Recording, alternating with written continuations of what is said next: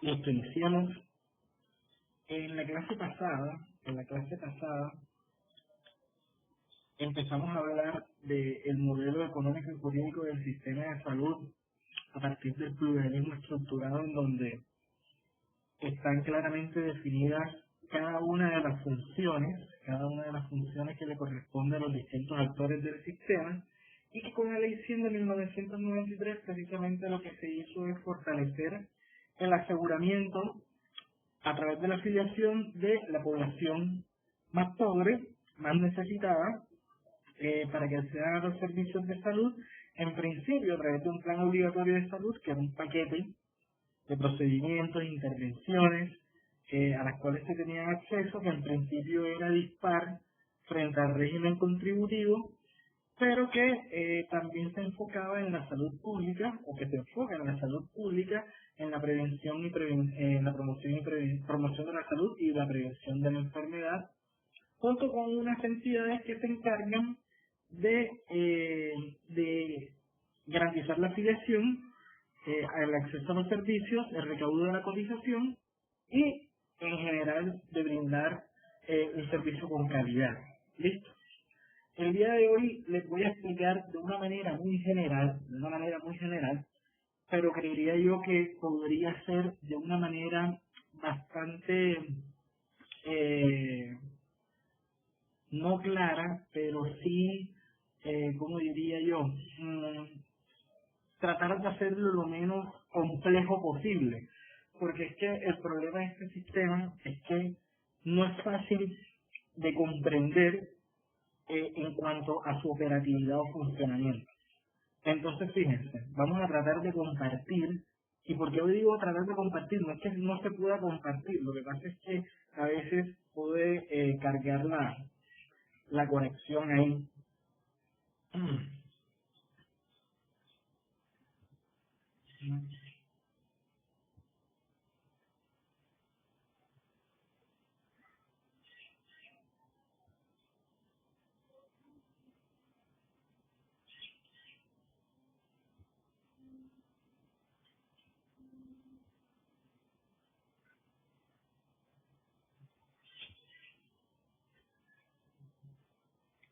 Ustedes están viendo en su pantalla el documento Word. Sí. Listo.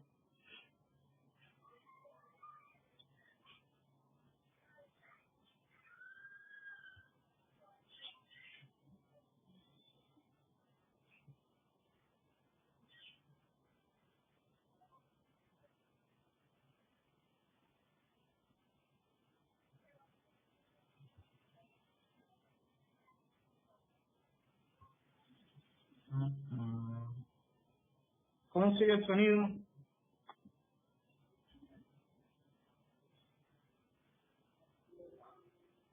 El profe se escucha bien. Sí, listo.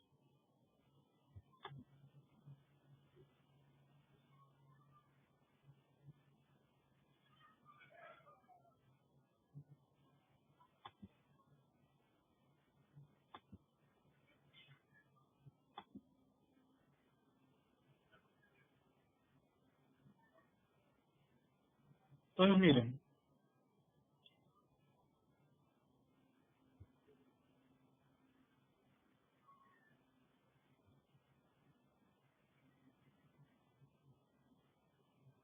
esto no es lo que quería.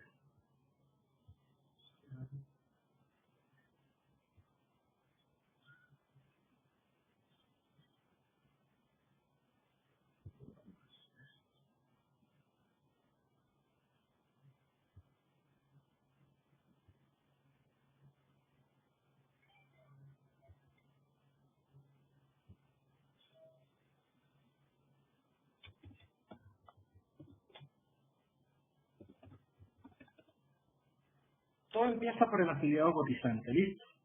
Este afiliado cotizante tiene que aportar como cotización un 12.5% de...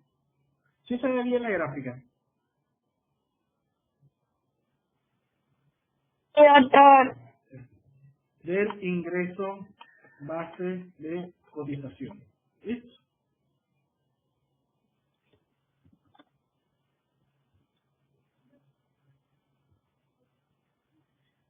El 12.5. Esa cotización la recauda la EPS. ¿Listo?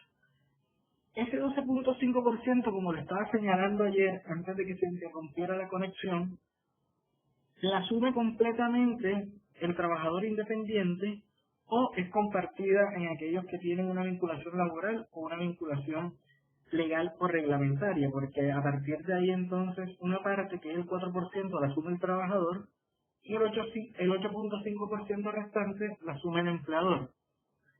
En los pensionados ellos únicamente deben pagar el 12%. ¿Listo? El 12%, se estaba adelantando todos los trámites pendientes a que se le bajara más la cotización a ellos, a los pensionados. Entonces, ese 12.5% tiene de referencia o se saca de acuerdo a su ingreso, de acuerdo a su ingreso. Ejemplo, entonces, si tiene un ingreso de 5 millones de pesos, a eso se le saca el 12.5% y ese valor es el que tendría que aportar el afiliado como cotización y de esta manera se empiece a financiar el régimen contributivo, de esa forma. Con el pago de la cotización, no es que empiecen los derechos de los afiliados al sistema. Los derechos se exigen a partir del momento de la afiliación, que es cuando se establece la relación jurídica entre la persona, su núcleo familiar, porque él accede con su núcleo familiar y el sistema. Empieza la relación a partir de ahí. Entonces, listo. Esa cotización, como funciona para el financiamiento del sistema, nosotros señalamos ayer, que fue en donde yo me equivoqué, es el tema de los contratistas, es decir, las personas que están vinculadas por contrato de prestación de servicios, que ese 12.5% se saca del valor mensualizado del contrato, pero el valor mensualizado del contrato no va a ser el ingreso sobre el cual se va a sacar el 12.5%, sino que el 12.5% se saca del 40% del valor mensualizado. Entonces, si la persona tiene un contrato cuyo valor mensual es de 10 millones de pesos, a esos 10 millones de pesos se le saca el 40% viene siendo 4 millones de pesos, y sobre esos 4 millones de pesos que se le va a sacar el 12.5%.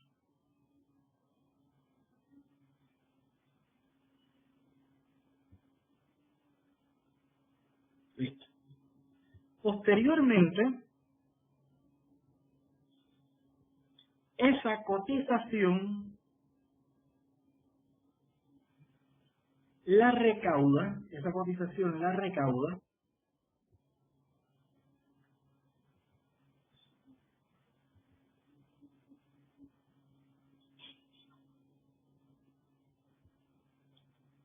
unas entidades que, como ya les dije, algunos les llaman entidades gestoras de salud, otros les llaman entidades administradoras de planes de beneficios. Dentro de esas se encuentran las comunes que en este caso vendrían siendo las EPS.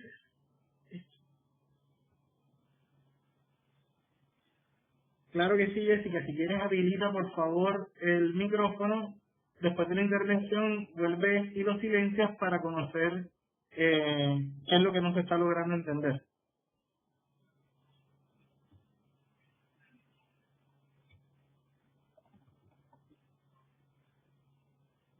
Jessica.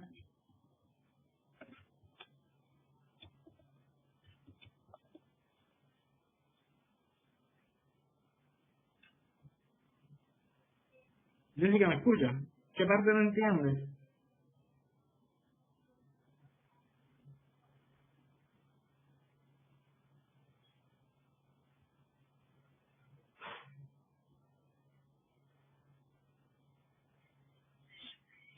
Joaquín, ¿cómo así que no, si no es al revés?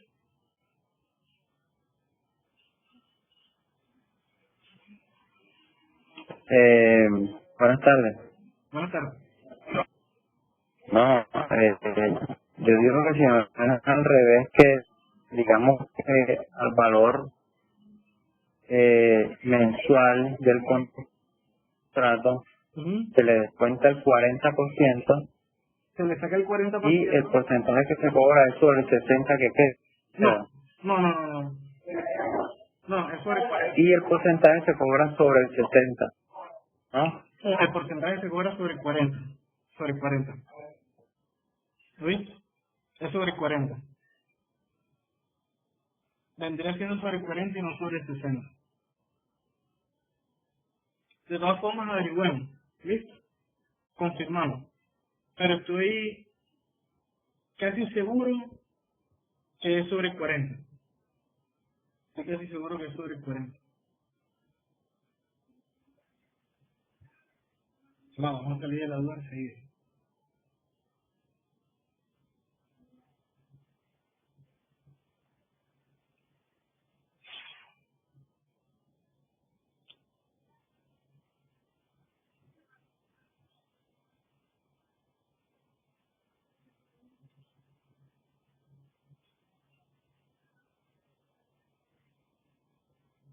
Jessica, por favor, ¿qué parte no se comprendió? Bueno, alguien más, si me he dado a entender, por favor me avisan, si no, también me avisan.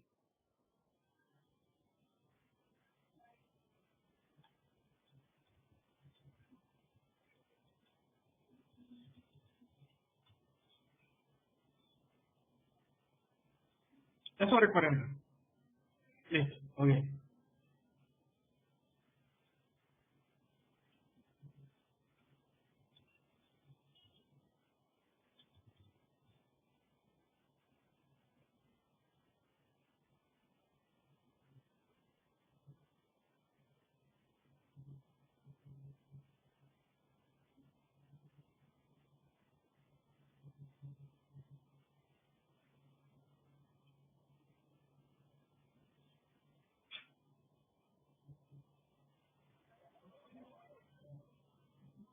Déjame, estoy buscando la opción.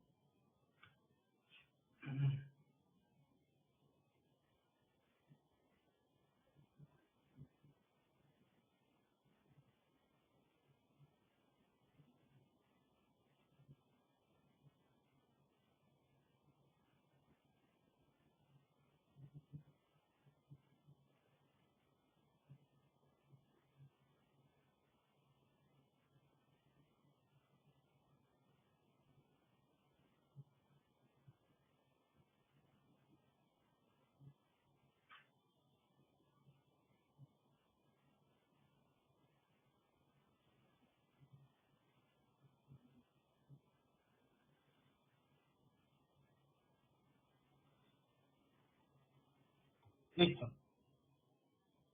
Entonces, ahorita averiguo una cuestión de la reforma tributaria frente al pensionado acá.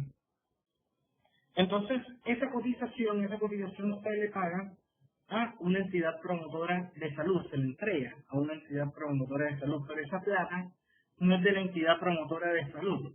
¿Listo? Esa plata no es de la entidad promotora de salud, sino que esa plata es del sistema. A la entidad promotora de salud le dan una suma de dinero, que se denomina unidad de pago por capitación. Unidad de pago por capitación.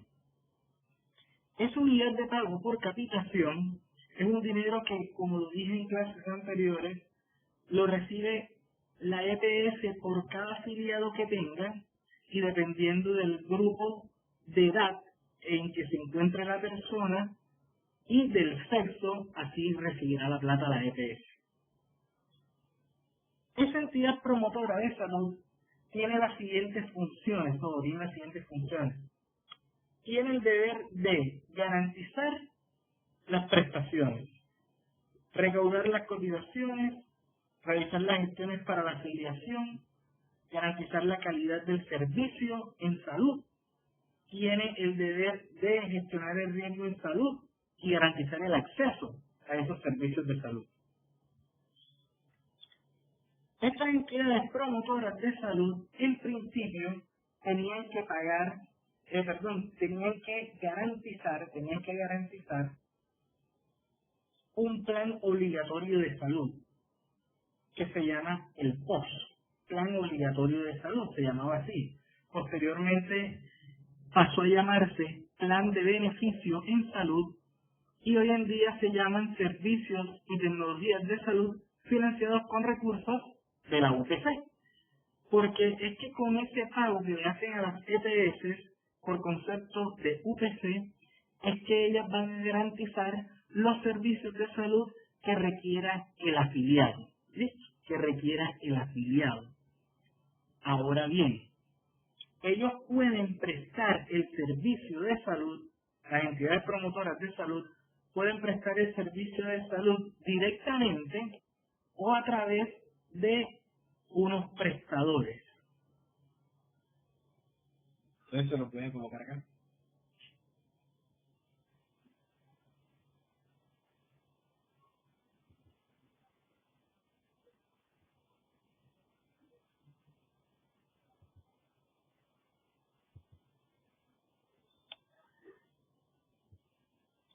¿Estoy siendo claro hasta este momento?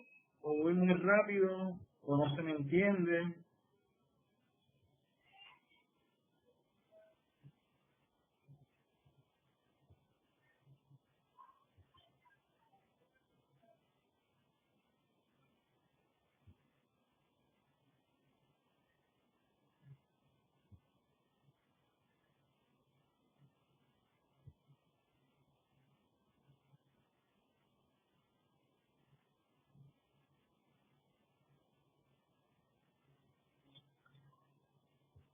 Vamos a ver acá.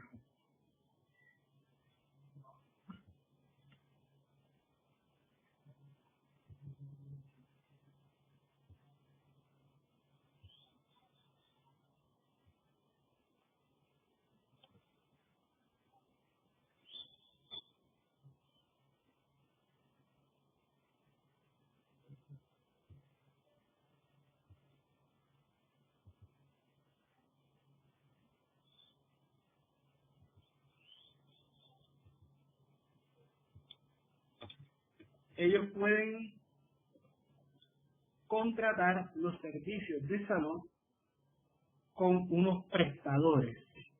Se denominan en estricto sentido prestadores de servicios de salud. ¿Quiénes son esos prestadores de servicios de salud? Son los siguientes. Son los profesionales independientes de salud, las instituciones prestadoras de servicios de salud y, para que quede, los prestadores de servicios de salud son IPS, que son las clínicas o los hospitales. ¿Listo? Dentro de esas están unas IPS de naturaleza pública, esas se denominan empresas sociales del Estado. Empresas sociales del Estado. Que son lo que conocemos como IPS públicas. IPS públicas, empresas sociales del Estado. Como tal se deberían llamar empresas sociales del Estado. Al lado de las instituciones prestadoras de servicios de salud están los profesionales independientes de salud. Los profesionales independientes de salud, los hospitales públicos se transformaron para convertirse en empresas sociales del Estado. Por eso ustedes ahora, todo prestador o toda institución prestadora de carácter público tiene el nombre, pero tiene la sigla S, Empresa Social del Estado. ¿Listo? Hasta ahí vamos bien. Y además de eso están los servicios especiales de transporte de pacientes, como puede ser aquellos prestadores que se encargan de trasladar a los pacientes a través de ambulancia.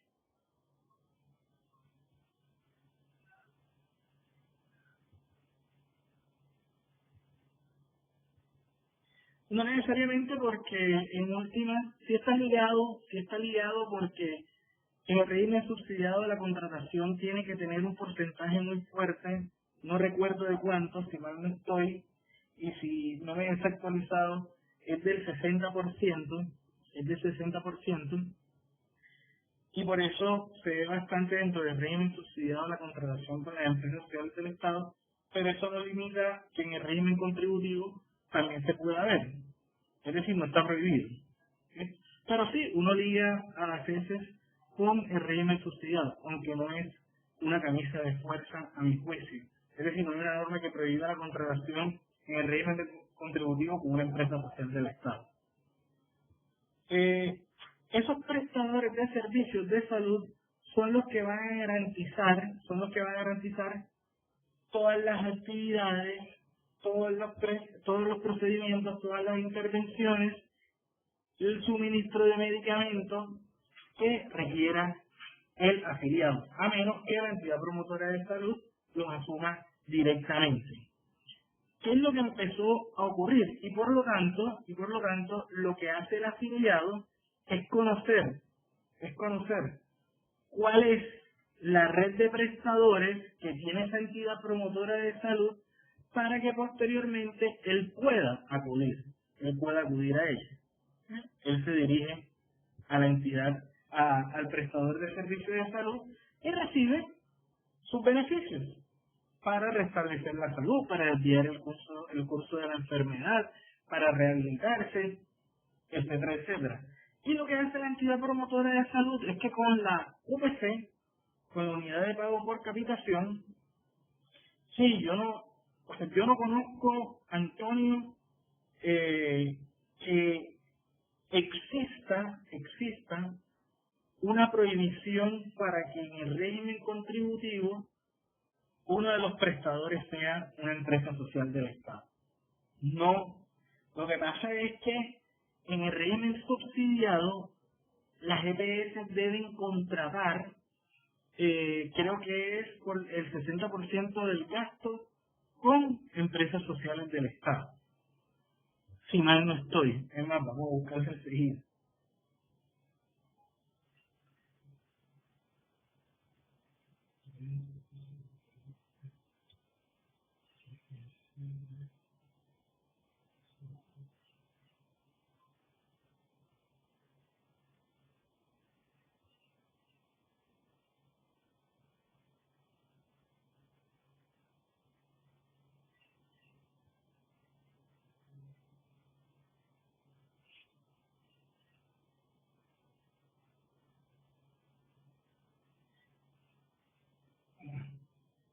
Permítanme un momento.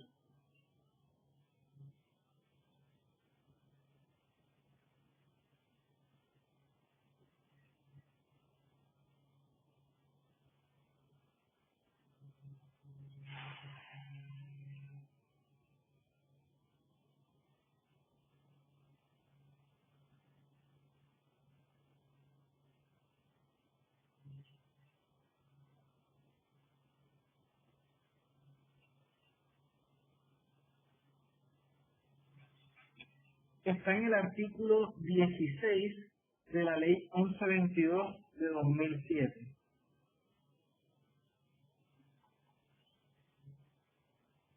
Y dice lo siguiente: las entidades promotoras de salud del régimen subsidiado contratarán obligatoria y efectivamente un mínimo porcentual de su gasto en salud con las empresas sociales del Estado debidamente habilitadas en el municipio de residencia del afiliado, siempre y cuando exista allí la correspondiente capacidad resolutiva.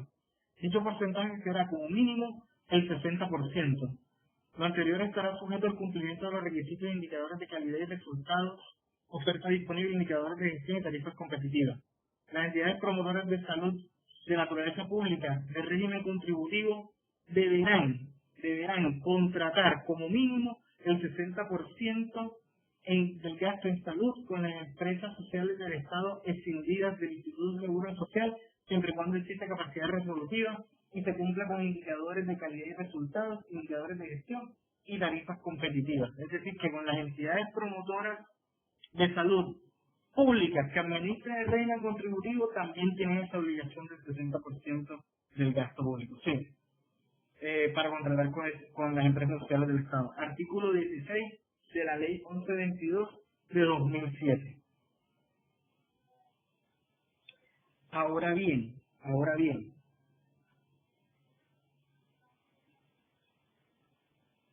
estos prestadores tienen que cumplir con un sistema que se llama el Sistema Obligatorio de Garantía de la Calidad de la Atención en Salud. Sistema Obligatorio de Garantía de la Calidad de la Atención en Salud.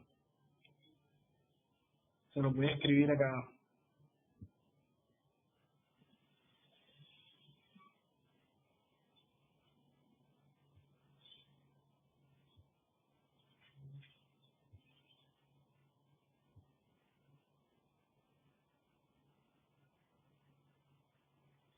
Si bien todas tienen que garantizar los servicios bajo parámetros de calidad, a todo prestador le dicen usted tiene que cumplir con un sistema obligatorio de garantía de la calidad.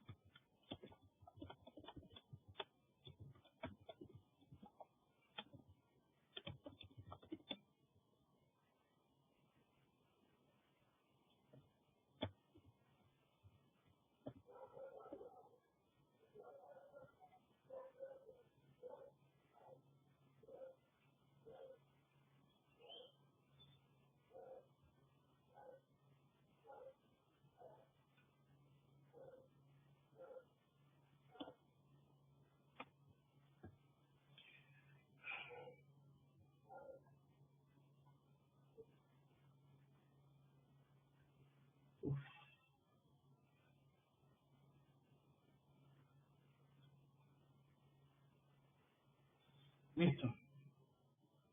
¿Qué significa eso? Que ellos tienen que garantizar la calidad de la atención en salud. Y eso se los digo es para efectos de temas de responsabilidad civil, tanto contractual como extracontractual de carácter profesional. Sistema obligatorio de garantía de calidad de la atención en salud significa que todo prestador de servicios de salud debe cumplir con unas condiciones básicas o esenciales para su habilitación. Y tiene que cumplir con las condiciones técnico-administrativas, de capacidad financiera y patrimonial, pero hay una que es muy interesante, que son las condiciones tecnológicas y científicas. ¿Listo? Esas condiciones lo que busca es que se garantice la calidad desde distintas características. ¿Cuáles son esas características? Que garanticen el acceso al servicio de salud, que lo presten de manera oportuna, que lo presten de manera continua, que lo presten de manera segura y que lo presten de manera pertinente. ¿Listo? Que lo presten de manera pertinente. Entonces, la seguridad implica que cuando uno ingresa a un prestador,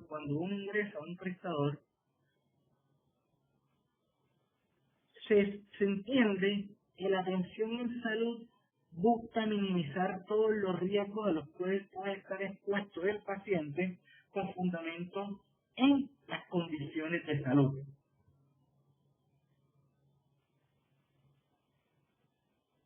No solamente el derecho médico regula la responsabilidad civil contractual y extracontractual, sino otros aspectos como pueden ser la gestión de los riesgos. Que es más o menos lo que estoy explicando acá. Ellos tienen unos estándares que cumplir, unos estándares en cuanto a cuando yo ingreso a una clínica se supone que van a minimizar los riesgos de que se pueda concretar cualquier complicación como producto de mi condición de salud y así me suministran los servicios de salud para buscar el interés que yo percibo.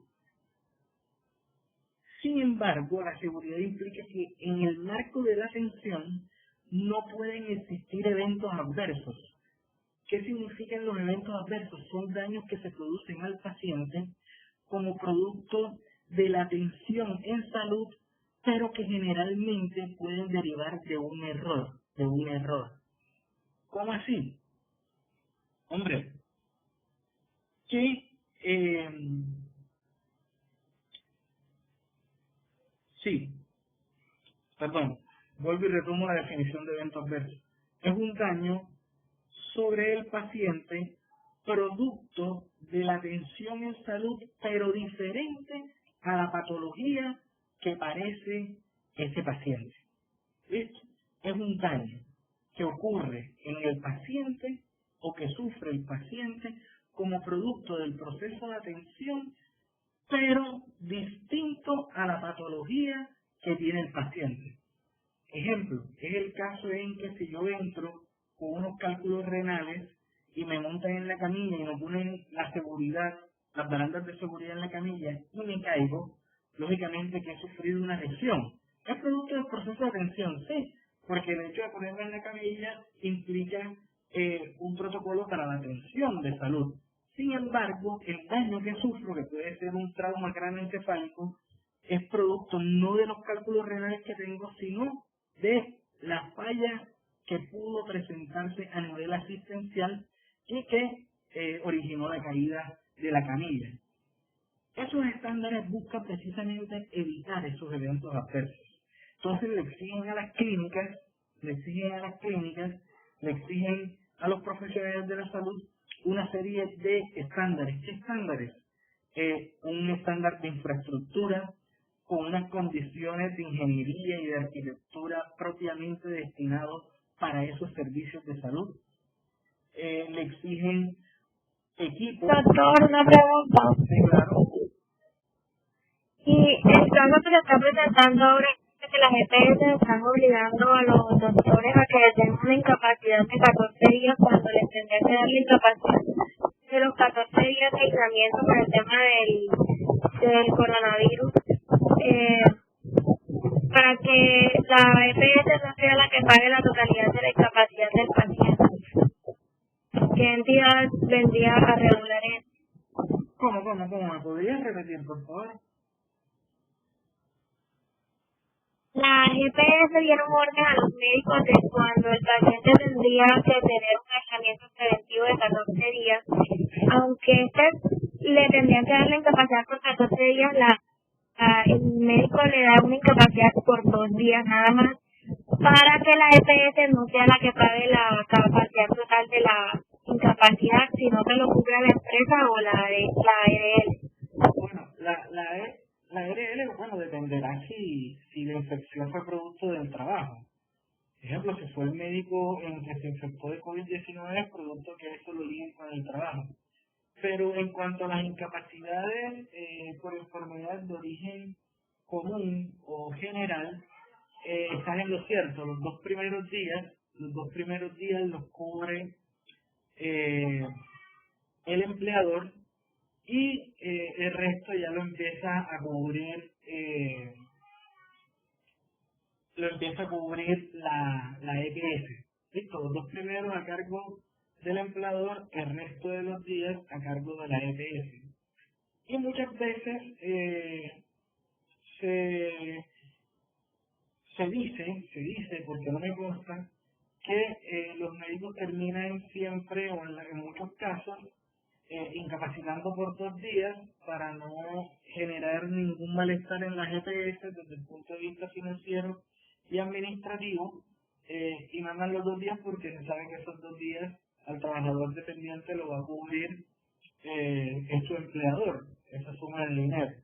Sin embargo, yo sí tengo que decir que si una incapacidad da para 14 días, el médico bajo su autonomía profesional la puede ordenar para 14 días. Es decir, la ley 1751 del 2015, que es la ley estatutaria en salud, reguló una serie de preceptos que fueron más que todo producto de todo ese desarrollo jurisprudencial de la misma Corte Constitucional, para garantizar ciertos derechos, no solamente de las personas, sino los derechos de los profesionales de la salud. Y entre los derechos de los profesionales de la salud está que ellos tienen la plena libertad de diagnosticar y tratar al paciente y de ejercer su profesión sin ningún tipo de presión o constreñimiento. Entonces, el día que a mí me preguntan eso, como me están preguntando ahora, si eso se está llevando a cabo así, el médico puede escudarse en esa autonomía profesional, en la prohibición que existe de que no puede estar sometido a ningún tipo de presión o constreñimiento, y si él considera de que una enfermedad como puede ser el COVID-21 da lugar a 14 días de incapacidad o, dependiendo de las condiciones del paciente, más tiempo de incapacidad, así se debería proceder. Es decir, uno no puede decir gripa 2 días, un dolor de cabeza, esos son 3 días. No, porque eso depende de cada caso en particular. Cada paciente tiene unas condiciones particulares y de esa forma sí deberá proceder el médico. ¿Listo? José, muy buenas tardes. Disculpe, partiendo precisamente, más o menos está un poquito ligada a la pregunta que acaba de hacer Vanessa, pero sí me gustaría saber, y lógicamente viendo la actual situación, es las actuales EPS, así mismo como el mismo sistema de salud local. Hablo del sistema local porque no sé cómo lo están manejando en el sistema nacional. Lo que están haciendo es que una vez el paciente de una u otra forma expresa que está sintiendo el dolor o los síntomas del COVID, inmediatamente le solicitan de que llamen directamente a la Secretaría de Salud, al DADIS. ¿Sí? Y cuando llaman al DADIS, te dice de que llame su EPS. Sí. Entonces, partiendo del sistema obligatorio de garantía de la calidad de la atención de salud, ¿a dónde deberíamos dirigirnos directamente y quién sería el ente correspondiente para que en realidad brinde la respectiva atención al usuario? ¿EPS o DADIS? ¿Quién sería? Mira, como son casos, es un caso de interés en salud pública, deben trabajar mancomunadamente y articuladamente cada una de las entidades del sistema. Listo, empezando por ahí. No es que la atención recaiga exclusivamente en los entes territoriales porque hacen parte del Estado y el Estado es el ente rector de las políticas de salud pública, no. Porque en la ley 1122, que menos mal que la tenemos acá, se los voy a mostrar.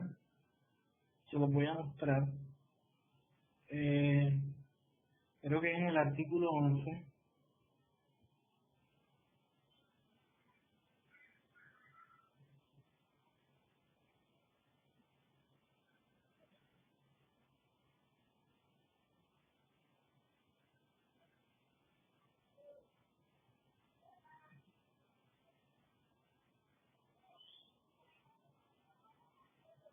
Esperen un momentico.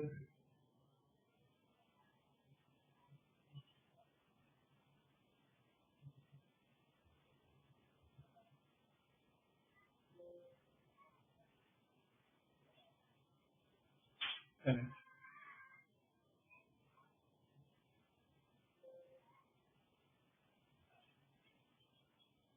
No.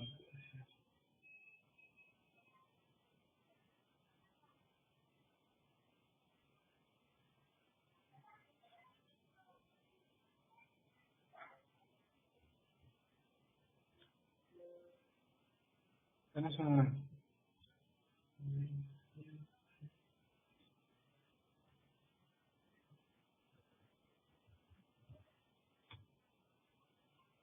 Estoy buscando la norma que obliga a toda EPS a cumplir funciones de no solamente promoción y prevención, sino también atención a las enfermedades de interés en salud pública.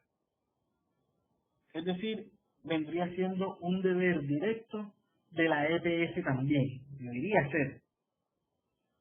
Es decir, las EPS no pueden decir, eso le corresponde al DADI y la atención en salud. No. Ejemplo, ¿quién es el que recibe o puede terminar recibiendo el caso?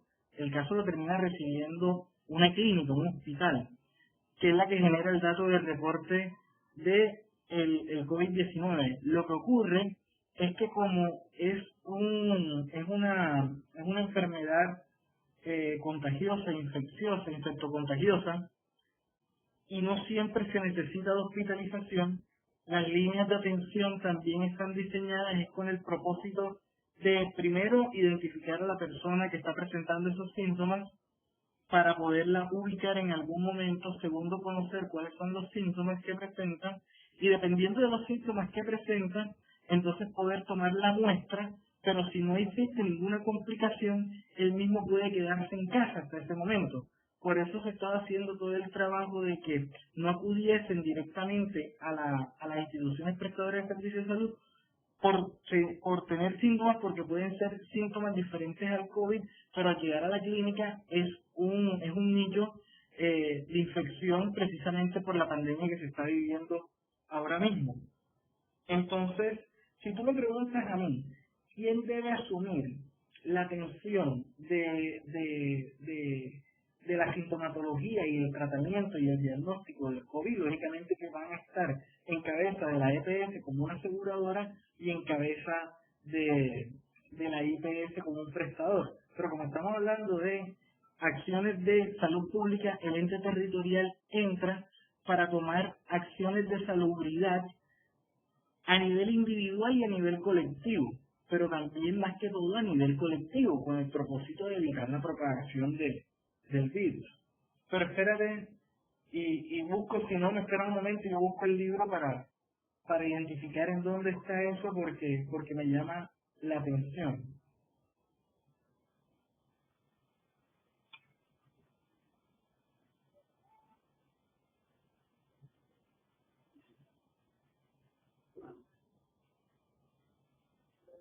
Porque quiero buscar esa norma.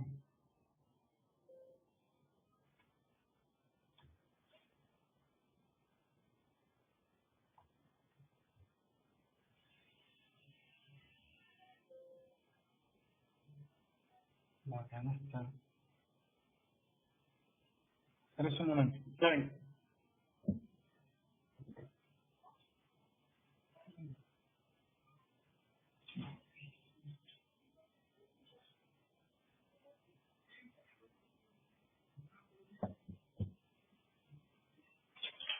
Javier, ¿estás?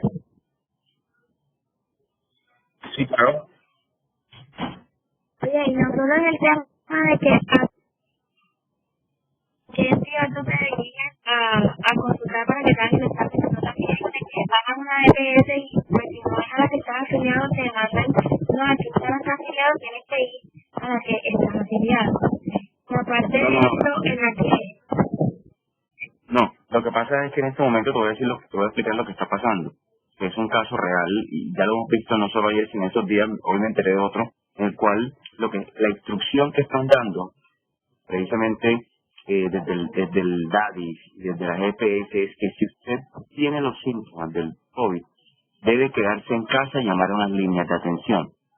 Lo que ha hecho el sistema de salud de unificar esos criterios, es tú llamas a la atención y no te contestan. Cuando se enteran que tú tienes los malestares o tienes los síntomas generales, todos comienzan a hacerte el quite. Entonces tú dices, llamé a la línea de atención y no me contestan o no me dicen nada o me dicen ya voy y nunca van. Entonces tú te ves obligado a llamar a la EPS. Entonces tú llamas a la EPS y te dicen, bueno, ya vamos a ver si le mandamos a alguien, pero ¿sabes qué? Mejor comuníquese con la línea nacional que por, lógicamente, las razones de salud nacional se han establecido, que son los protocolos. Entonces tú te quedas esperando y no vas ni el uno ni el otro. Entonces, ¿ante quién te quedas y quién debe confiar? Esa es la pregunta. No, bueno. Sí, exacto, y no solo eso, sino que en realidad no están llevando los protocolos a cabalidad, porque, por ejemplo, el papá de una compañera quedó esperando que dieran la asistencia en casa, nunca llegó, se dirige al hospital, le hacen la prueba y en 3 días se dan una respuesta. Listo, Entonces, el aislamiento preventivo que lo tengan en la casa. miren, si ustedes me dicen quién tiene que atenderlo o quién tiene que garantizar la atención, vendría siendo su EPS. Ahora, si no tiene EPS, obviamente que el ente territorial. Pero les voy a dar la norma que obliga a las EPS a pagar, a asumir.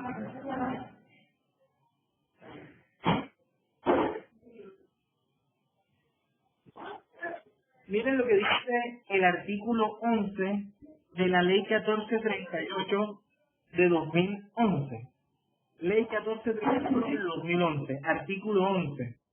Dice, las entidades promotoras de salud garantizarán la prestación de las intervenciones de promoción de la salud, detección temprana, protección específica, vigilancia epidemiológica y atención de las enfermedades de interés en salud pública, del plan de beneficios con las redes definidas para una población y espacios determinados. Es decir, si tú me preguntas a mí, ¿quién tiene que garantizarle la atención para el diagnóstico y tratamiento? Lógicamente que va a ser la entidad promotora de salud junto con su red de prestadores. Basándose en Perfecto. Sí, señor, así es. Queda claro. Ahora bien, para ir ya aterrizando, ¿ustedes tienen clase qué hora?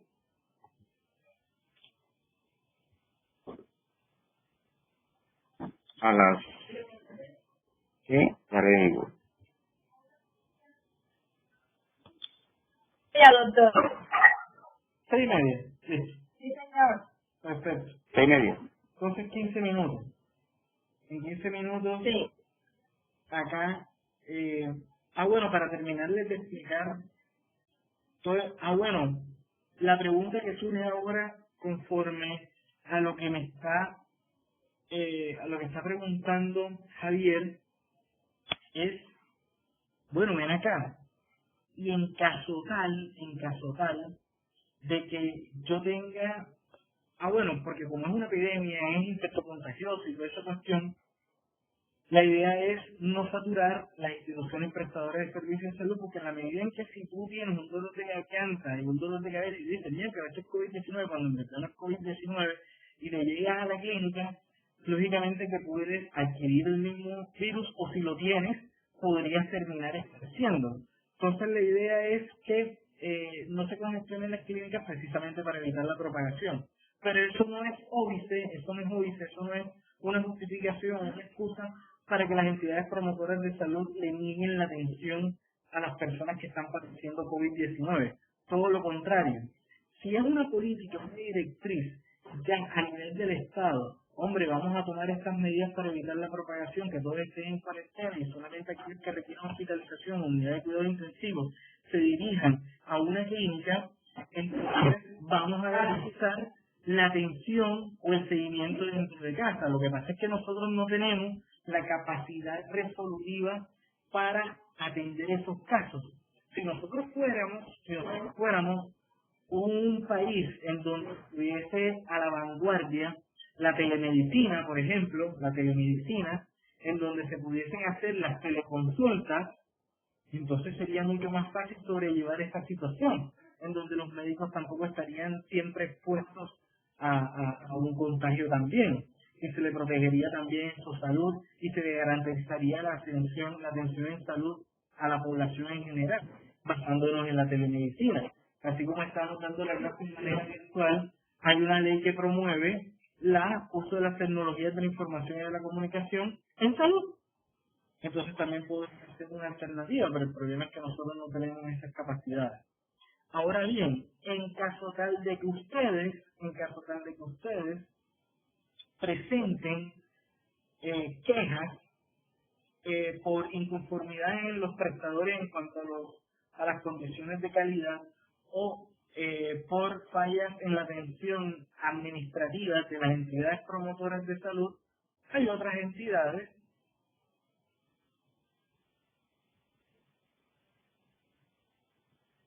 hay unas entidades que se encargan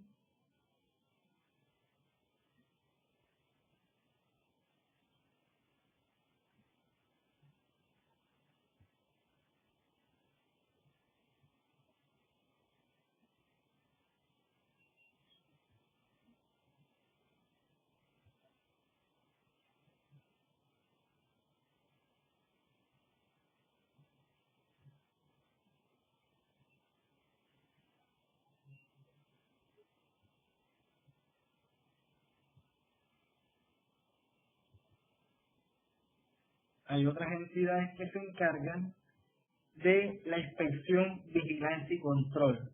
Ese sistema de inspección, vigilancia y control está en cabeza del Estado, pero precisamente a través de quién está, a través de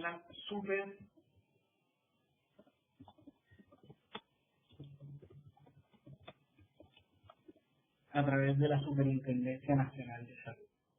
La Superintendencia Nacional de Salud es la que se encarga de realizar la inspección, vigilancia y control de ese sistema. ¿Listo? Pero no es la única que se encarga de realizar actividades de inspección, vigilancia y control, sino también están las direcciones territoriales de salud. El DADIS cumple funciones de inspección, vigilancia y control frente a los prestadores de servicios de salud. Pero también cumple la Superintendencia Nacional de Salud y es ella la que está a la cabeza de ese sistema. ¿Listo? Entonces uno puede presentar quejas ante la Superintendencia Nacional de Salud, pero el problema es que la Superintendencia Nacional de Salud está muy concentrada. Es decir, si bien podemos hablar de que existe una pequeña desconcentración, el peso en cuanto a sus funciones sancionatorias están en Bogotá.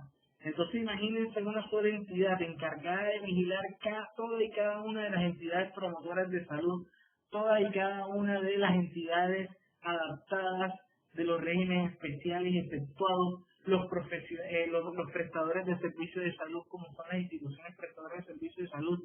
¿Será ustedes o creerán ustedes que la Superintendencia Nacional de Salud tendrá toda la capacidad para poder verdaderamente realizar unas funciones de inspección, vigilancia y control? Entendiendo por inspección, vigilancia y control,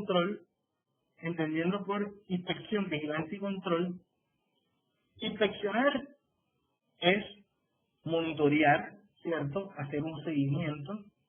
Vigilar conlleva advertir, es decir, una vez que se hace el seguimiento, una vez que se hace el monitoreo, le advierten, ojo IPS, que están incumpliendo estas normas dentro del sistema. Y el control, propiamente hablando, es cuando imponen la sanción. Es decir, a pesar de haber hecho el monitoreo y habérsele advertido, continuó y persistió con el incumplimiento y así se sanciona. El problema es cada cuánto una EPS puede estar vulnerando los derechos de los pacientes o cada cuánto una IPS lo puede estar haciendo. Entonces, ¿a dónde tienen que acudir un afiliado en donde presenta una queja ante la superintendencia y está tan represada, tan congestionada, que le queda muy difícil atender toda y cada una de las quejas que le presenten con toda y cada una de las entidades de salud que están sujetas a su inspección, vigilancia y control? ¿Qué opinan de eso?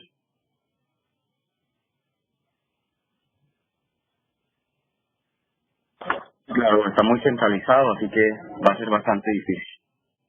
Mejor dicho, pelea de burro amarrado contra tigre, lo dicen por ahí.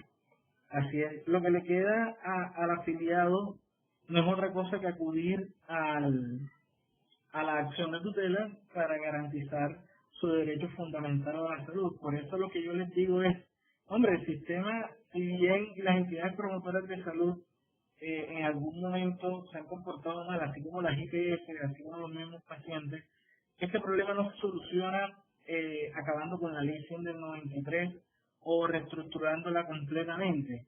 Es verdaderamente crear una conciencia, es verdaderamente crear una sensibilidad, es verdaderamente crear instituciones que tengan las aptitudes y la suficiencia en recursos e insumos para hacer una verdadera inspección, vigilancia y control, porque es que la superintendencia no es la única que hace la inspección, vigilancia y control, la Procuraduría lo hace, en la gestión fiscal también la inspección, vigila y controla la Contraloría General de la República, pero es que no tienen los suficientes recursos para abarcar todo eso. En la medida en que tú no ejerzas control a esas actividades, en algún momento empezarán a desconocerse las funciones y los deberes porque no se le aplican las consecuencias debidas. ¿Ves? Es como decir yo, ven acá, ¿será que una EPS que retiene, ejemplo, yo padezco de cáncer y necesito mensualmente un medicamento que cuesta 5 millones de pesos? ¿Listo? 5 millones de pesos. Se supone que al ser una enfermedad catastrófica, las EPS también buscan reasegurar esos eventos. Pero con todo y eso tienen los recursos para amparar esas enfermedades. Yo pregunto, si la EPS, como se dice coloquialmente, le baila el indio a ese paciente, me baila el indio durante 3 meses, 4 meses, no estará ganando dinero ahí. Así es, Camilo, que todo el sistema está congestionado y todo el sistema está colapsado también.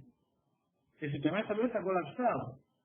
Las entidades de inspección, vigilancia y control no tienen la suficiente capacidad para atender todos los casos. Ese es el problema también que hay acá. No es un problema del sistema de salud como tal. Es un problema también de destinación de los insumos y los recursos necesarios para que se puedan cumplir las funciones de dirección, coordinación, inspección y control por parte del Estado. Entonces, fíjense, si a mí una EPS no me paga por 5 meses los 5 millones que cuestan mensualmente esas pastillas, ¿cierto? ¿Cuánto está ganando? Está ganando 25 millones de pesos, porque al final son 5 meses donde no se suministra el tratamiento. Y bueno, vamos a hacer un reembolso. Bueno, vamos a hacer trámite de reembolso, a ver, ¿ya? Si el paciente lo sacó de su bolsillo, si es que tiene para sacar de su bolsillo. Entonces la problemática gira también en torno a esos puntos. ¿Cómo va el audio?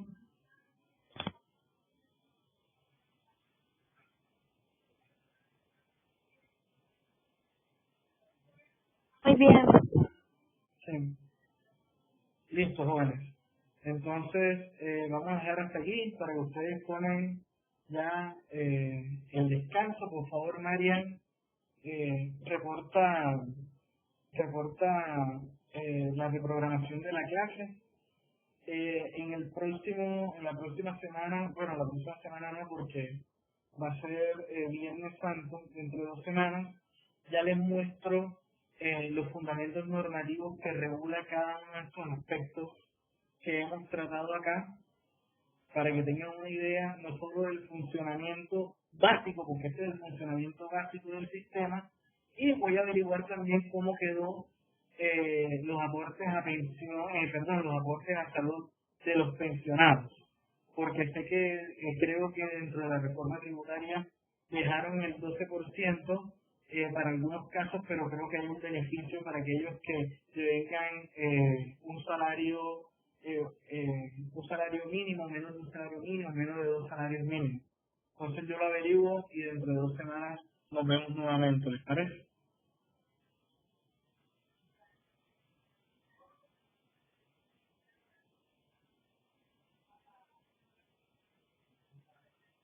Listo, no se vayan todavía para verificar quién faltó hoy.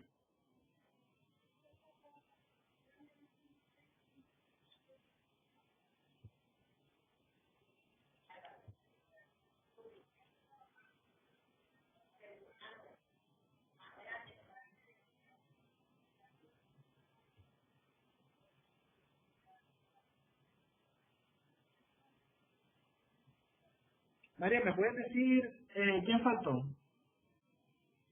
Por favor.